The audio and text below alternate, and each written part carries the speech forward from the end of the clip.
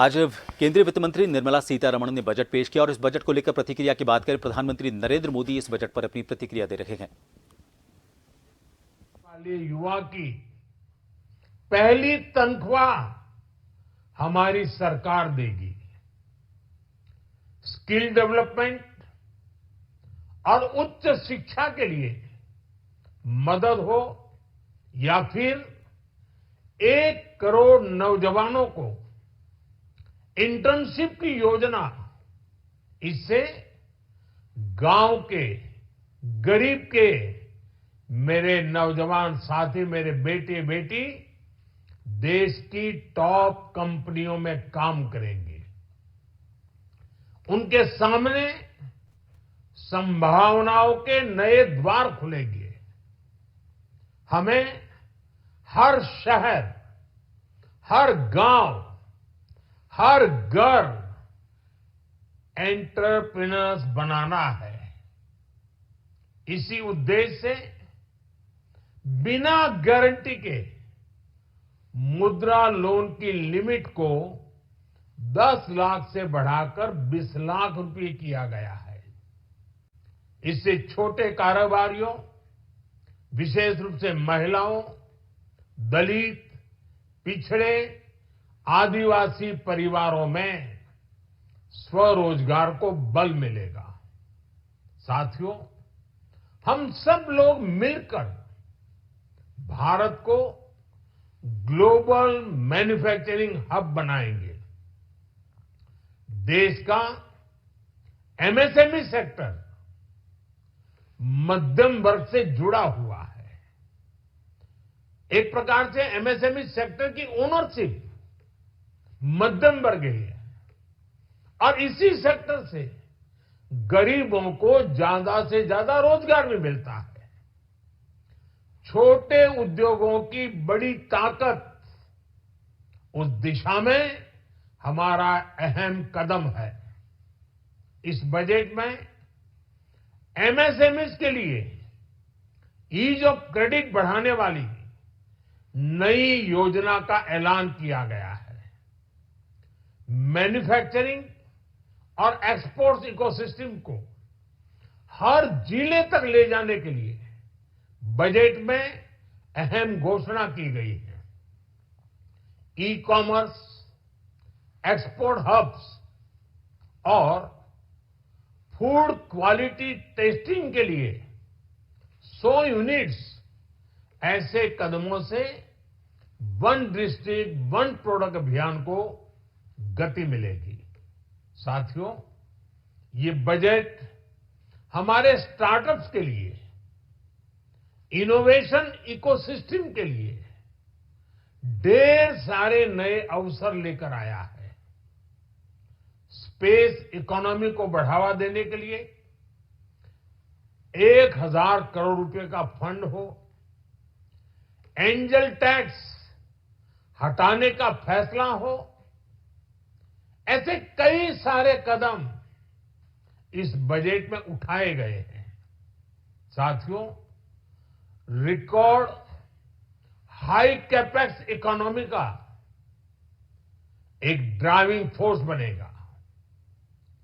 12 नए industrial nodes, देश में नए सैटेलाइट टाउन्स का विकास और 14 बड़े शहरों के लिए ट्रांजिट प्लान्स, इससे देश में नए इकोनॉमिक हब विकसित होंगे और बहुत बड़ी संख्या में नए रोजगार बनेंगे। साथियों, आज डिफेंस एक्सपोर्ट्स रिकॉर्ड स्तर पर है। इस बजट में डिफेंस सेक्टर को आत्मनिर्भर बनाने के लिए अनेक प्रावधान किए गए हैं। आज पूरी दुनिया में भारत के प्रति आकर्षण बढ़ा है और भारत में टूरिज्म के क्षेत्र में नई संभावनाएं बनी हैं। टूरिज्म क्षेत्र गरीब और मध्यम वर्ग के लिए कई अवसर लेके आता है। इस बजट में टूरिज्म क्षेत्र पर भी विशेष बल दिया गया है। साथियों, एनडीए सरकार ने पिछले 10 साल में ये सुनिश्चित किया है कि गरीब और मध्यम वर्ग को लगातार टैक्स से राहत मिलती रहे। इस बजट में भी इनकम टैक्स में कटौती और स्टैंडर्ड डिडक्शन में भी वृद्धि का फैसला लिया गया है। टीडीएस के नियमों को भी सरल किया गया है। इन कदमों से हर टैक्स पेयर को अतिरिक्त बचत होने वाली है। साथियों, देश के विकास के लिए भारत के पूर्वी क्षेत्र का संपूर्ण विकास पूर्वोदय के विजन द्वारा हमारे इस अभियान को नई गति, नई ऊर्जा मिलेगी। हम पूर्वी भारत में कई महत्वपूर्ण इंफ्रास्ट्रक्चर जैसे हाईवेज, वाटर प्रोजेक्ट्स और पावर प्रोजेक्ट्स का निर्माण कर विकास को नई गति देंगे। साथियों, इस बजट का एक बहुत बड़ा फोकस देश के किसान है। अन्न भंडारण के लिए दुनिया की सबसे बड़ी स्कीम के बाद अब हम वेजिटेबल प्रोडक्शन क्लस्टर्स बनाने जा रहे हैं। इससे एक और छोटे किसानों को फल, सब्जियों, अन्य उपज के लिए नए बाजार मिलेंगे, बेहतर दाम मिलेंगे, तो दूसरी ओर हमारे मध्यम वर्ग के लिए फल, सब्जियों की उपलब्धता बढ़ेगी और परिवार के लिए पोषण भी सुनिश्चित होगा।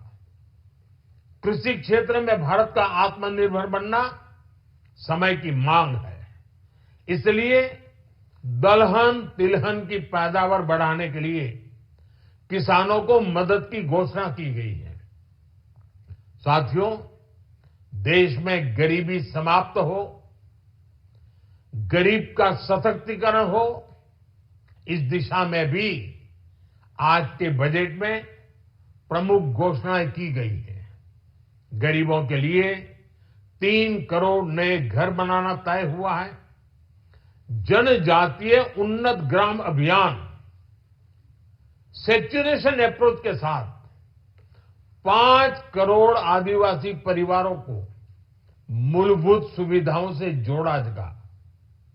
इसके अलावा ग्राम सड़क योजना 25,000 नए ग्रामीण क्षेत्रों को ऑल वेदर रोड से जोड़ेगी। इसका लाभ देश के सभी राज्यों के दूर दराज गांवों को मिलेगा। साथियों, आज का बजट नए अवसर, नई ऊर्जा लेकर आया है। ये ढेर सारे नए रोजगार, स्वरोजगार के अवसर लेकर आया है। ये बेटर ग्रोथ और ब्राइट फ्यूचर लेकर आया है। आज का बजट भारत को दुनिया की तीसरी सबसे बड़ी आर्थिक ताकत बनाने के उस पूरी प्रक्रिया में कैटलिस्ट का काम करेगा। विकसित भारत की एक ठोस नींव रखेगा।